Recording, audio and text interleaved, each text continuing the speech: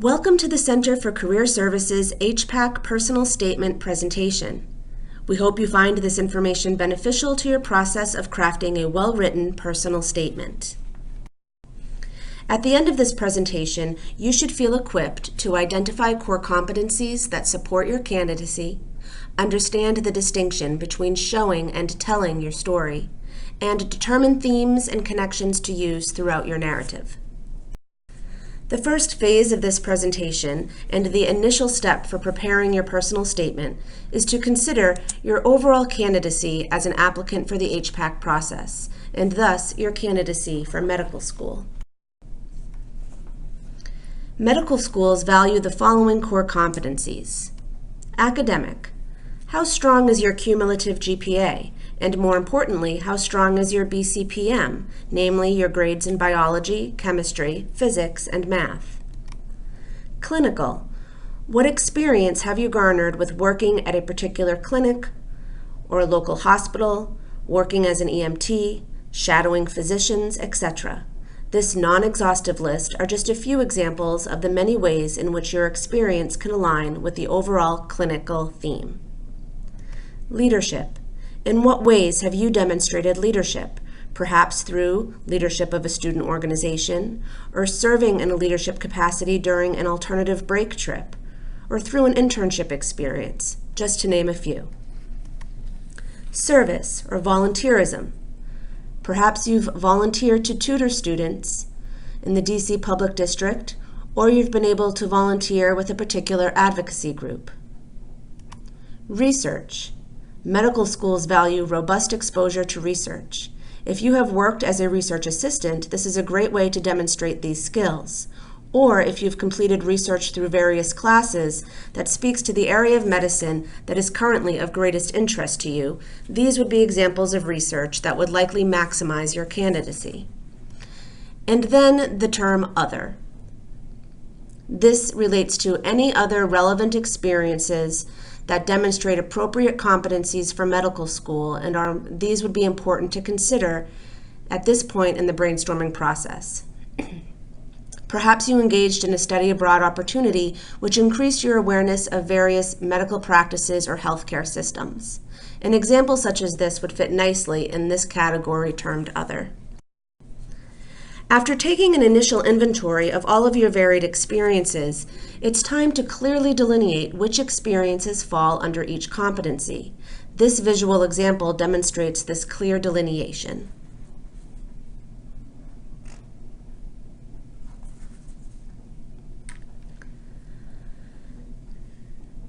To help you do this for yourself, we've provided a PDF version of this Clari-T chart. After this presentation, we recommend that you download this PDF and start to fill it in based on your own experiences and how they relate to the particular competencies medical schools are looking for. Phase 2. Now that you've completed a general brainstorming phase of considering your candidacy, we're now ready to begin Phase 2, which is focused on creating your narrative. Throughout your personal statement, you'll want to express 2 to 3 relevant experiences that demonstrate your commitment to the profession, and you'll want to connect your values, activities, and goals throughout your statement so that it is not piecemeal, but rather a fluid essay with a thematic framework. You might be wondering, how exactly is this done? Well, let's break it down.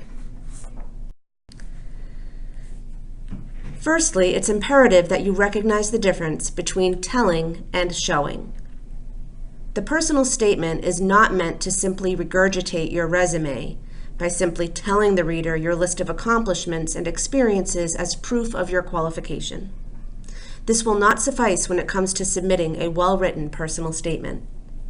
Rather, you want to show the reader what you have done by succinctly describing 3 important parts of each experience that you choose to mention in your personal statement, namely the description of the opportunity, demonstrating your engagement in maximizing this opportunity, and reflecting on your self-awareness because of this opportunity. Here's an example. The first example demonstrates what not to do. Namely, do not simply tell the reader a few facts and leave it at that. My summer internship at the National Institute of Health focused on research of infectious diseases. It was a competitive internship to be granted, and therefore I felt the need to make the most of my experience and begin forging a path for myself in both the clinical and research professions. This is simply factual and somewhat vague, and therefore not a good example. The second example shows or demonstrates the details of the three portions of the experiences that you want to identify, namely the opportunity, the engagement, and the reflection. Opportunity. During my summer internship at the NIH, I became acquainted with a strong caliber of research and was inspired by the commitment I saw exhibited by the researchers. Engagement. I purposefully chose to apply to this internship opportunity due to its focus on epidemiology, while also affording me the opportunity to interact with patients who were putting their hope in the groundbreaking research being conducted. Reflection. The physicians' dedicated quest for knowledge within their fields was inspirational to witness, and the mentorship I received from these professionals was instrumental in solidifying my passion for both medicine and research. So here is an example of describing your motivation through clearly expressing what the opportunity was, expressing why and how you engaged in the opportunity, and what you got out of it. And of course, in a personal statement, you would probably be adding even more detail through another few sentences, but this is a way that you would get started. When you consider the examples you might mention about your unique candidacy, which are experiences that have occurred in your life and/or aspects of your identity that might frame the lens through which you view medicine, you want to remember that these experiences are peripheral. You should be succinct in the amount of detail you provide about these experiences. The main focus should be on you. The central focus of your writing should be you. How did various experiences or aspects of your multiple identities influence and shape you and your desire to attend medical school?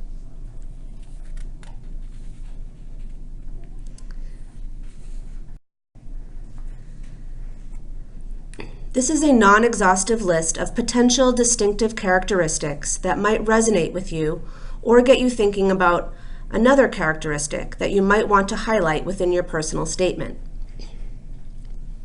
Are you an immigrant or a child of immigrants in which you have been exposed to other healthcare systems or learned the importance of persistence and resiliency? Do you have a personal health story that exposed you to physicians at a young age and led you to feel determined to work within medicine? Did you have a formative study abroad experience in which you became acquainted with a particular culture and upon your return to the U.S., you began volunteering in an environment that addressed the needs of this particular population? Are you from a rural area of the United States in which access to healthcare is sparse, and thus you are inspired to help bridge this gap through your own outreach as a future physician?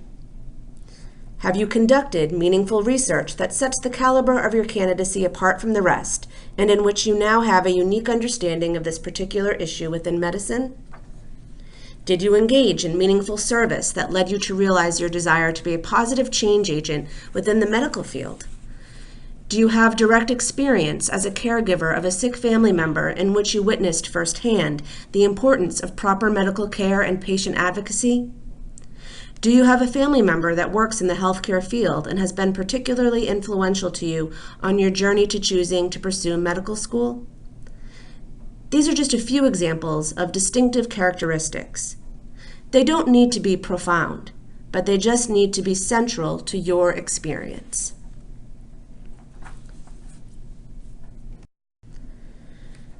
It's important to pause for a moment and distinguish between your diversity as an applicant, which usually relates to one's multiple identities, versus expressing your diverse experience, which is often related to the various forms of engagement that you have encountered throughout college.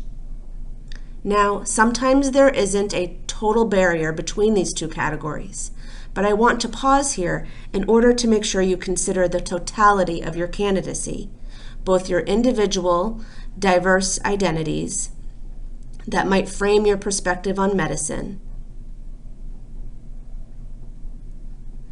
and the diverse ways in which you have sought to develop and learn as you prepare for medical school.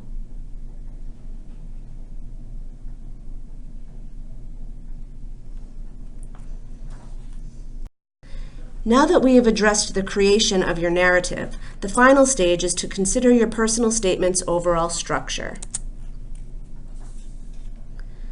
As you consider the entirety of your personal statement and review its fluidity, ask yourself, have I addressed my motivation for studying medicine?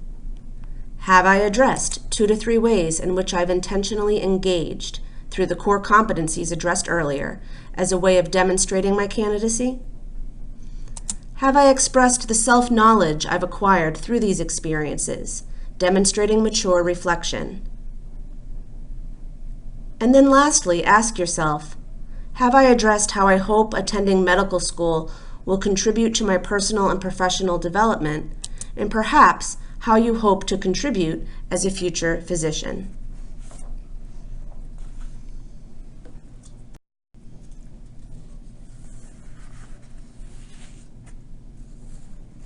Another way to look at this is to ask yourself if your personal statement has addressed your values, actions, and goals as they relate to your candidacy. And have you thread these values, actions, and goals throughout your writing in a way that moves its structure from a mere statement, the regurgitation of your resume, to a full-bodied narrative showing the details rather than telling? In other words, have you brought your described candidacy to life on the page?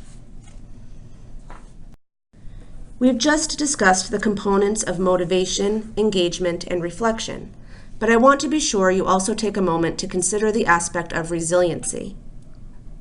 Some candidates have had to work hard to increase their GPA due to a temporary lack of academic success, or they have dealt with a family crisis or a personal health issue that created temporary obstacles with regard to their candidacy. In these cases, it might be beneficial to succinctly mention this obstacle, with the focus being on how you embraced perseverance and demonstrated resiliency in continuing to work toward your goal of applying to medical school. It is not a requirement to address any setbacks, but if you believe it would benefit the committee to know of this challenge and how you overcame it, you can mention it, but remember to keep your writing with you at the center. How did this setback affect your candidacy at that time, and how have you worked to overcome this challenge?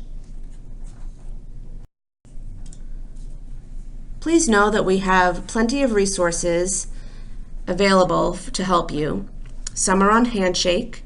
If you go to Handshake and select the Resources tab and then search under HPAC, you will find a Drafting Personal Statements Guide, as well as an HPAC and Medical School Interview Preparation Guide. And please also remember that the Writing Center is always available to help you, located in Gelman Library in Suite 221, and their hours are Monday through Thursday, 9 a.m. to 9 p.m., Friday, 9 a.m. to 3 p.m., closed Saturday, and open Sunday, 5 p.m. to 10 p.m. You can schedule an appointment with a writing consultant up to 2 weeks in advance.